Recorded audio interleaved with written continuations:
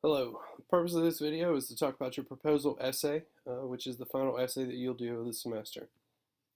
The goal of the essay is to explore possible solutions to the issue or the problem that you've been exploring, or perhaps just ways to improve the current situation. It's going to include defining your specific problem or issue. You've narrowed this down in your causal analysis, and that's the one that you're going to be proposing some kind of way to address the situation. You're also going to address prior solutions, things that have been tried in the past, perhaps why they fell short, what's currently being done to improve the situation, and then ultimately, and this is the main part of your paper, your proposal. Just to clarify this, it is your proposal, not what somebody else is already saying should be done about the problem. You've done all this research all semester long on this particular topic. I want you to think about what's the best course of action and then provide research to back that up that's going to support your claims. While it is your proposal, you will avoid first person. So there should be no I think, I feel, I believe, in my opinion, this is what we should do. Just take an authoritative stand and say this is the best action that you can take. Okay, there should also not be any in this paper I will kind of language. So just make sure that you're not using any of that and that you're just laying out. Don't tell me what you're going to do in the paper by saying, in this paper I will, just do it. Show me how you're going to propose a solution to it. So you have your narrowed down topic.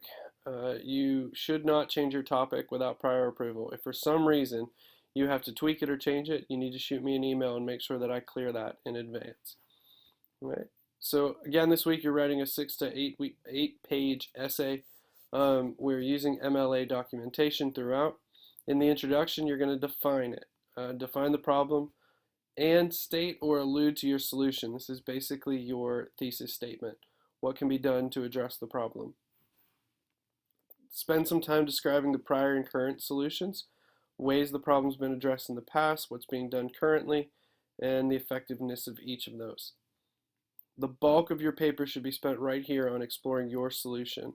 You want to explain it, you want to give a rationale for your proposal. Why is your proposal one that should be taken seriously?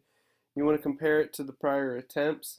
Why is your proposal and what you're offering as a solution going to be more effective than what's already been done?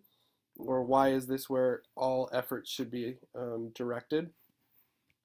If there are any counter arguments, do make sure that you address those. If somebody might counter your particular proposal suggesting that it's not the best way to go ahead and bring that into the conversation and address it. Counter those arguments. Discuss the feasibility. So your proposal may be something that seems a little outlandish.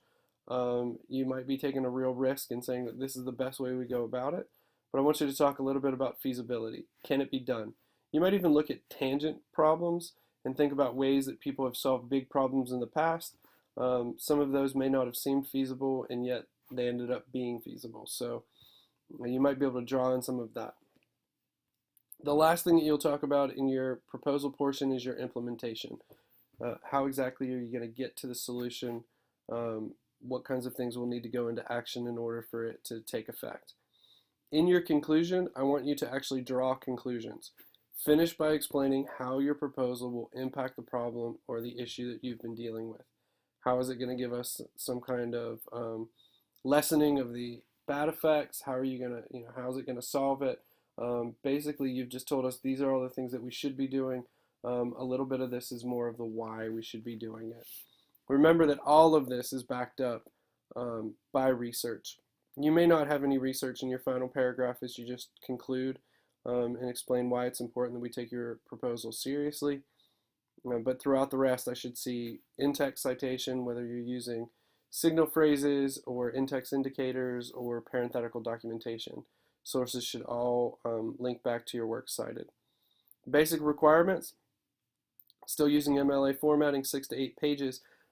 With 6 to 8 pages, remember your target is to land somewhere on 7. If you roll over onto 8, that's fine. If you're not at least 3/4 of the way down 6, it's too short. And make sure that you don't have any extra point after spacing, extra spaces between paragraphs. If you choose to include any kind of ancillary things like graphs, charts, whatever, they do not count in your page count. I do remove them to check your pages. So make sure that you're not counting on that to get you to that 7-page mark right there between 6 and 8. You have to use at least 12 academic sources.